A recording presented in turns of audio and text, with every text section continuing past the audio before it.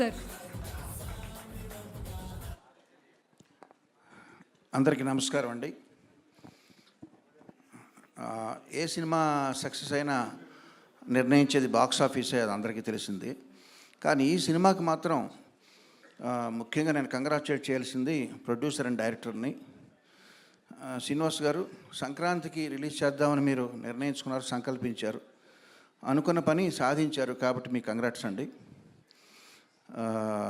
విజయ్, సంక్రాంతికి రిలీజ్ చేద్దాం అనుకోవడమే కాదు, అలా అని చెప్పి వన్ ఇయర్ ముందు పెట్టే ప్రివిలేజ్ లేదు. సో జస్ట్ 3 monthsలో దీన్ని ఫాస్టెస్ట్ ప్రొడక్షన్గా ఈ మధ్యకాలంలో చేసి సక్సెస్ సాధించినందుకు నీకు కంగ్రాట్స్. కానీ ఒక చిన్న లోటు ఉండిపోయింది. శ్రీను గారు, నేను ఆర్టీసీ క్రాఫ్ట్ షోస్లో దేవి థియేటర్లో సినిమా చూశాను, ఆడియన్స్తో చూసి ఎంజాయ్ చేశానండి. మనం కలిసి మన కొవ్వూరులోనో రాజమండ్రిలోనో చూడాలి, అది చూడలేకపోయాం, ఆ లోటు ఉండిపోయింది. అలాగే విజయ్, నేను మైసూర్ వచ్చాను కంపోజింగ్కి. వచ్చినప్పుడు మనం కార్డ్స్ గేమ్ ప్లాన్ చేసాం, నువ్వు బాగా బిజీగా ఉన్నావు, సో మనం ఆడుకోలేకపోయాం, అదొక లోటు ఉండిపోయింది. But for that I'm very happy. మీ ఇద్దరికి కంగ్రాట్స్ చెప్పాలి, నాగార్జున గారికి కంగ్రాట్స్ చెప్పకూడదు, ఎందుకంటే ఆయనకు థ్యాంక్స్ చెప్పాలి. ఎందుకంటే కొత్త టాలెంట్ని పదే పదే నమ్ముతూ నమ్మకం ఉంచి మన టీం వర్క్ని నమ్మి ఆయన మనకు ఎంత ఫ్రీడమ్ ఇచ్చినందుకు thank you very much sir for repeatedly believing in our talent. And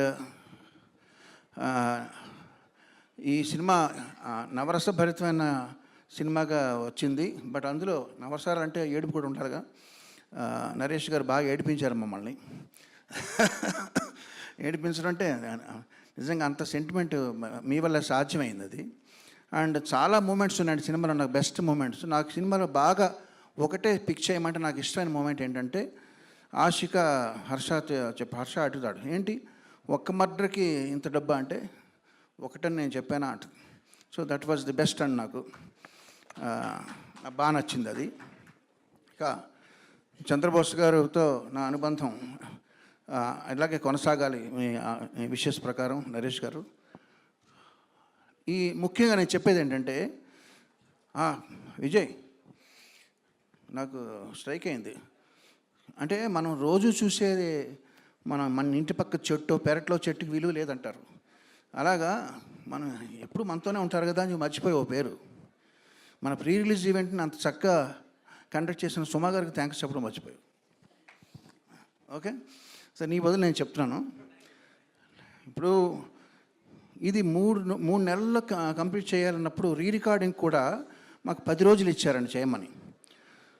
మామూలుగా అయితే మాకు రీ రికార్డింగ్కి 2 months పడుద్ది. బింబిసార్కి 2 months చేసాం. సో దీనికి 2 months చేసే టైం లేదు. బట్ ఏం చేయాలి, ఇదివరకు రోజుల్లో మాకు సాంగ్స్ కానీ బ్యాక్గ్రౌండ్ స్కోర్ కానీ 50 మంది ఆర్కెస్ట్రా మినిమం ఉండి మాతో చేసేవాళ్ళు. రీ రికార్డింగ్ అంటే 3 days.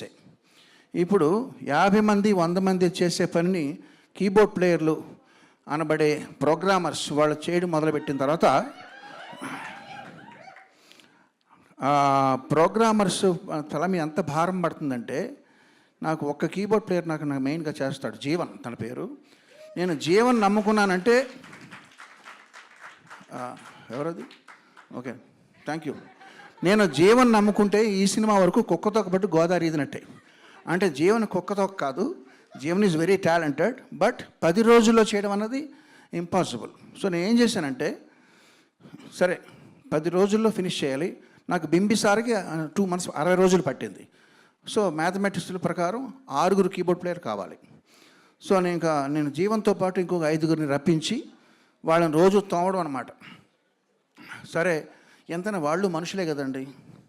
సో వాళ్ళు కొంచెం స్ట్రెస్ ఫీల్ అవుతుంటే వాళ్ళకి పేమెంట్ ఒకటే కాదు, వాళ్ళకి కొంచెం వినోదం కూడా ఇవ్వాలని చెప్పి వాళ్ళు ఒకరోజు అసెంబ్లీ లోపల మన లోకేశ్వరు, సాహితీ చాగంటి ఈ సినిమాలో పాటలు పాడారు. వాళ్ళని రమ్మని ఒక కామెడీగా వాళ్ళని పొగుడుతూ ఒక వీడియో రికార్డ్ చేసి వాళ్ళకి చూపించాను. ఏదో పని ఒత్తిడిలో వాళ్ళకి చిన్న రిలీఫ్ అనమాట. సరదాగా మీరు ఆ వీడియో మీకు ఇప్పుడు అది విజయ్ చూపిస్తే, సార్ మీద రిలీజ్ చేద్దామండి, మనకు ప్రమోషన్ బాగుంటుంది, బేబీ ఇది మన పర్సనల్గా చేసుకునేది, ఇది వద్దు అన్నాను. బట్ ఇప్పుడు సక్సెస్ అయిన ఆనందంలో ఆ వీడియో మీతో షేర్ చేసుకుంటున్నాను. Thank you very much.